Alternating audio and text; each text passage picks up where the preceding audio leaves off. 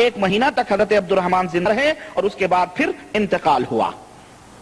یعنی ان کے موت کی گھڑی آ گئی تھی، فرشتے موجود ہو گئے تھے، لیکن بعد میں گویا نعوذ باللہ اللہ تعالیٰ سے بھول ہو گئی کہ ان فرشتوں کو بھیجا کہ جاؤ ان کی روح نکال کے لاؤ.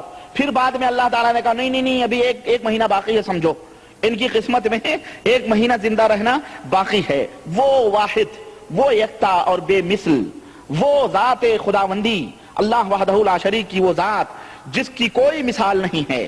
اگر کوئی شخص یہ عقیدہ رکھے کہ اس سے بھی بھول ہو جائے نعوذ باللہ، اور جس کی موت آ جائے اس کی موت میں ابھی فرشتوں کو واپس کر دیا جائے، اور یہ آپ نے معراج ربانی کی زبان سے حضرت شیخ زکریا رحمہ اللہ کے فضائل اعمال میں بیان کردہ واقعہ حضرت ام کلثوم رضی اللہ عنہا کے شوہر حضرت عبد الرحمن رضی اللہ عنہ کا واقعہ سنا.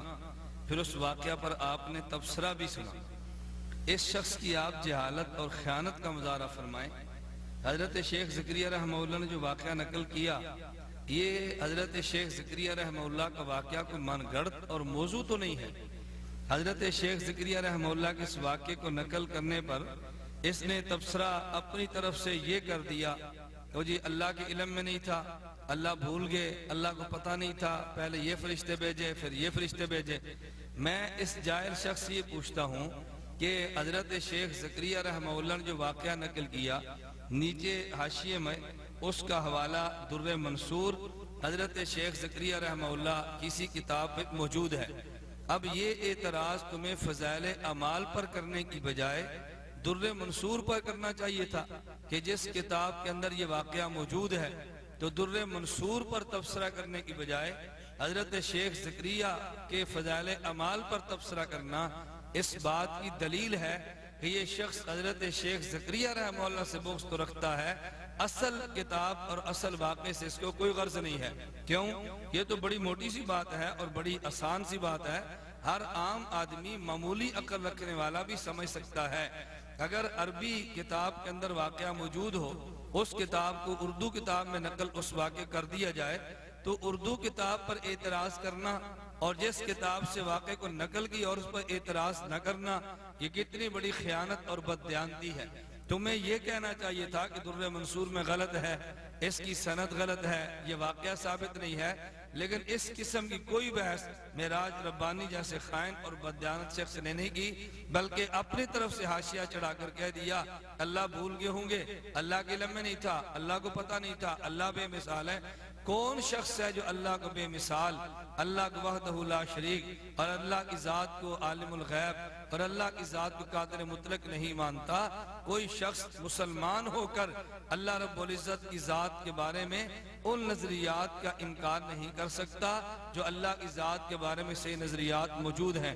خیر سامعین، میں یہ کہہ رہا تھا، ایک شخص نے خیانت سے کام یہ لیا کہ تفسیر در منصور پر بحث کرنے کی بجائے فضائل اعمال پہ کر دی. اس واقعے کی سند پر گفتگو کرنے کی بجائے اپنی طرف سے غلط نتیجہ بیان کر کے اس نے بات کہہ دی ہے.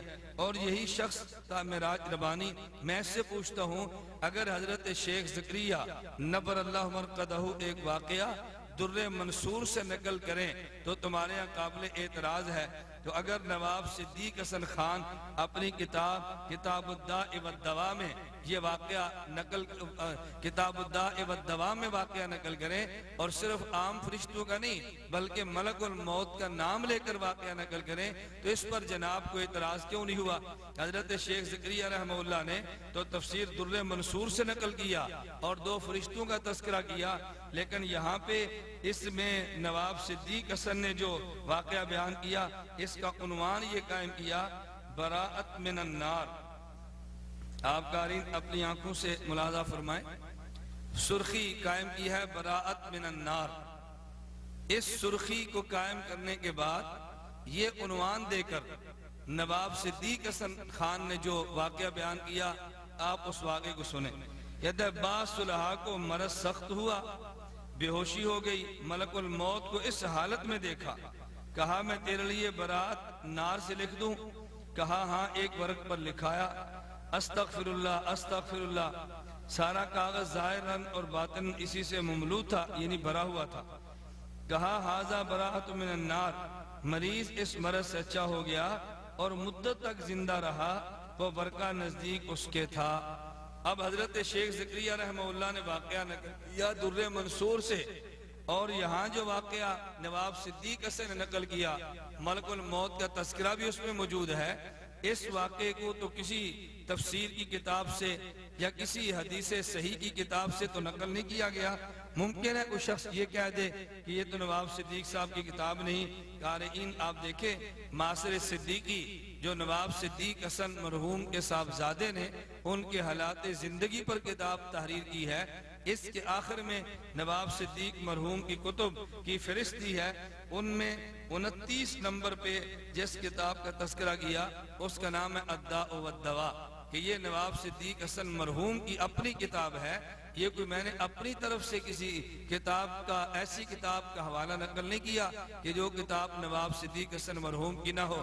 تو میں آپ کی خدمت میں گزارش کرنا چاہ رہا ہوں کہ اگر شیخ زکریا رحمہ اللہ واقعہ نقل کریں اور در منصور سے نقل کریں اس پر اعتراض ہے، اور اگر نواب صدیق حسن بغیر کسی کتاب کا حوالہ دیے واقعہ نقل کر دیں تو اس پر اعتراض کیوں نہیں؟ اور اس شخص کی جہالت کو دیکھیں، حضرت ام کلثوم رضی اللہ عنہا کا نام لیتے ہوئے کہتے ہیں ام کلثوم رضی اللہ عنہ۔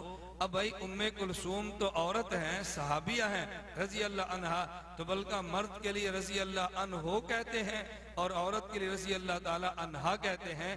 تو جس شخص کی جہالت کا علم یہ ہو کہ مرد اور عورت کی ضمیر اور صیغے میں فرق نہ کر سکتا ہو، اگر ایسا جاہل اعتراض کرے تو میں سمجھتا ہوں کہ ان لوگوں پر ماتم، ان لوگوں کی عقل پہ ماتم کیا جا سکتا ہے جو ایسے جاہل کو بطور خطیب، بطور مبلغ اور بطور داعی امت کے سامنے پیش کرتے ہیں۔ اس مسلک کا عالم کیا ہوگا کہ جن کا واعظ اور خطیب معراج ربانی جیسا جاہل شخص ہو۔